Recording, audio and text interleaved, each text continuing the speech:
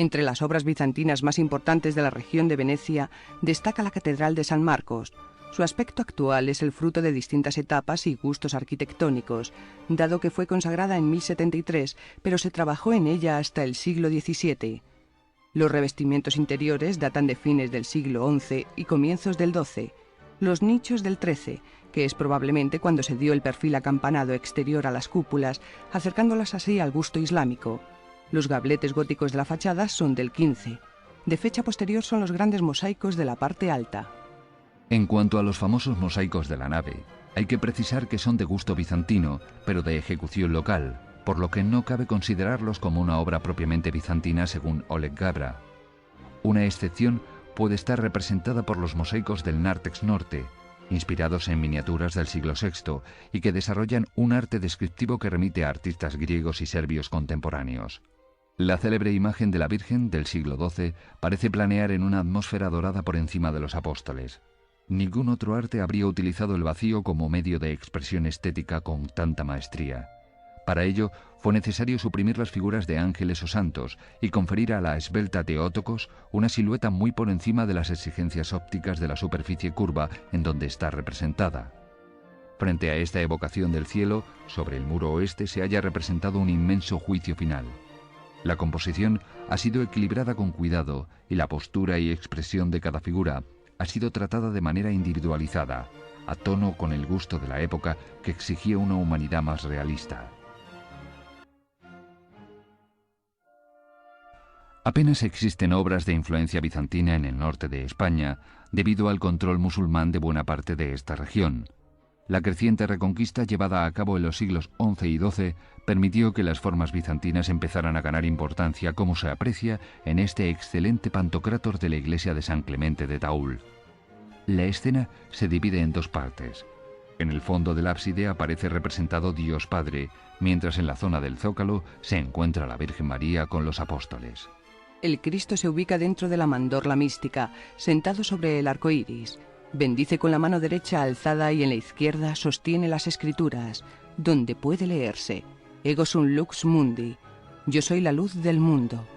Alrededor de la cabeza ostenta el nimbo con la cruz, mientras sobre sus hombros se escriben la primera y la última letra del alfabeto griego, simbolizando que Cristo es el principio y fin de todas las cosas. A su alrededor, y a escala mucho más reducida, encontramos los símbolos de los evangelistas. El rígido frontalismo que le confiere un aire hierático y distante tan solo se explica bajo la influencia de lo bizantino, seguramente aprendido en obras italianas.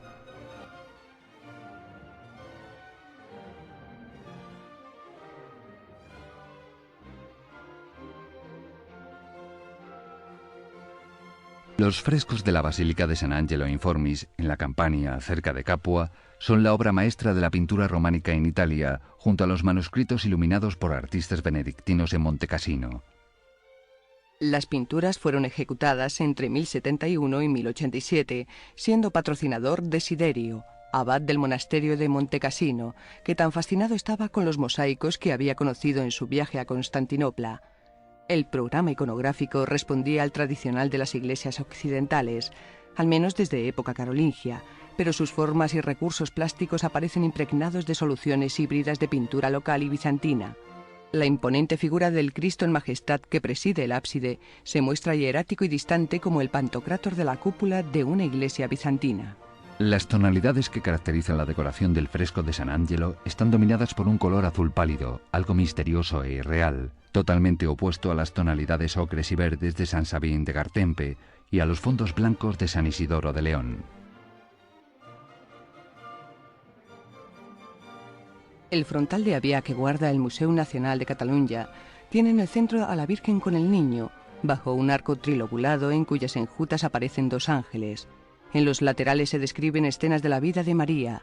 En la zona superior izquierda encontramos la Anunciación y la Visitación. En la inferior la adoración de los Reyes Magos. En el lateral derecho se muestra arriba la Natividad y abajo la presentación de Jesús en el templo.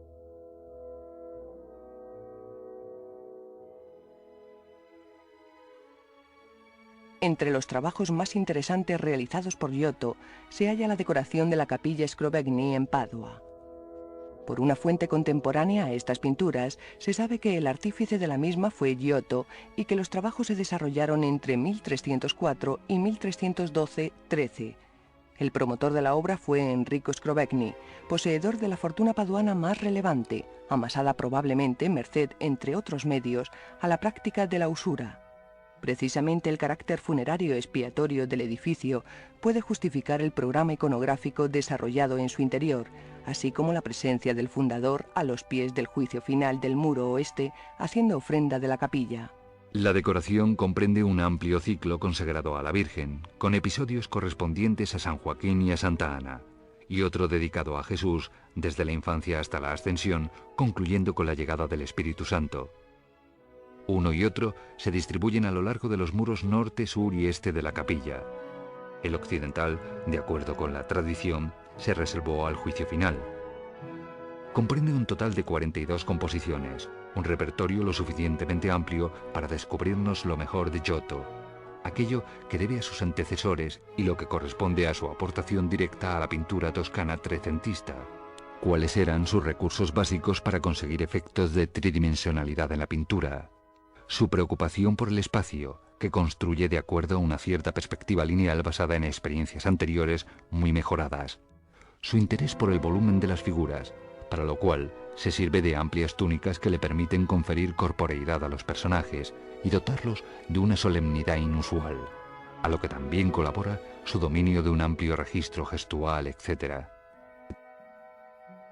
La Maestà es el proyecto más ambicioso de los realizados por Duccio di Buoninsegna. Contratada por el pintor con destino a la Catedral de Siena el 9 de octubre de 1308, fue entregada ya concluida el 9 de junio de 1311.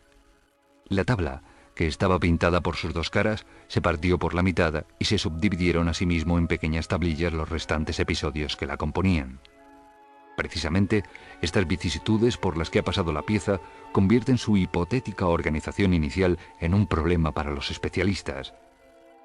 Los intentos de reconstrucción han sido varios, pero la opinión de John White parece la más fundada.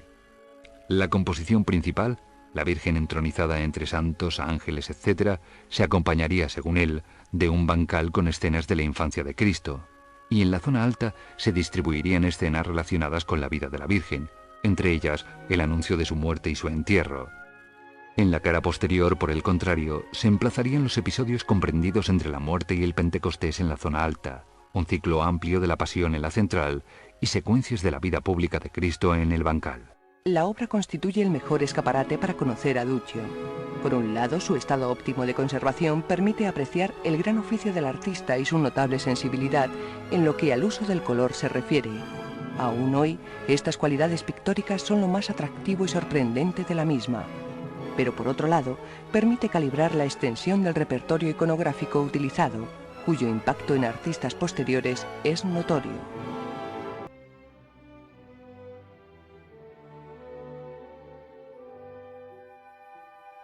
Los rasgos estilísticos más destacados son el dibujo, el color, la luz y el espacio. Todos estos se van armonizando de manera que al final quedan perfectamente unidos para comenzar la pintura renacentista. El dibujo parte de los diseños románicos en los que destacaba el contorno de la silueta. Se pasa de trazos simples a la búsqueda de una expresión lineal para conseguir un carácter decorativo que termina en el linealismo de la pintura internacional. Jan van Eyck pone de manifiesto en esta obra el gran juego de signos simbólicos, expresiones ocultas y avisos al espectador. Se advierte el perfeccionamiento de la técnica del óleo, un minucioso sentimiento ante la observación de todo lo que le rodea y sobre todo un intenso valor conceptual. Se cree que el artista estuvo presente gracias a la inscripción que él mismo deja como testigo de los esponsales de ambos cónyuges, cuya celebración, siguiendo la costumbre de la época, se verifica tomándose de las manos y haciendo un juramento. El juego del espejo al fondo, incluso como objeto religioso, devuelve la imagen representada que se está produciendo en la estancia del matrimonio, dejando patente la presencia de dos personas más, una de ellas, el pintor. Se trata de un interior burgués. Los personajes, como deja patente el artista, son italianos comerciantes que han adquirido el gusto por el arte nórdico en sus numerosos viajes.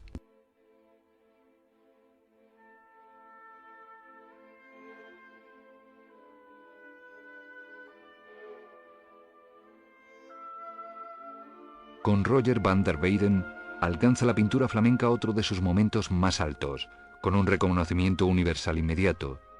Su éxito no llegó a reproducir el de Van Eyck en el plano de las alabanzas, pero resultó más eficaz en cuanto a la difusión que sus modelos alcanzaron. Creó un mundo menos intelectualizado, con una fuerte carga emotiva que llegaba directamente a todo tipo de espectadores. Como todos los demás maestros flamencos, cultivó la tabla de pequeñas dimensiones, aunque su primera gran obra maestra es el Descendimiento, que estuvo en el Escorial, pero que actualmente conserva el Museo del Prado, donde las figuras alcanzan casi tamaño natural. Busca en él un ritmo compositivo, donde lo estético se une a la función, de modo que si cada personaje gesticula colaborando a crear una composición cerrada, la incurvación crispada del cuerpo de Cristo rima con el más desmadejado de María. El fondo neutro de retablo de madera se potencia con las menudas tracerías pintadas de las esquinas. Cada rostro tiene tal veracidad de retrato que será en el futuro modelo para cada uno de los personajes identificados que se esconden tras él. El grupo de Juan, la Virgen y otros se copiará hasta 1500 con variantes.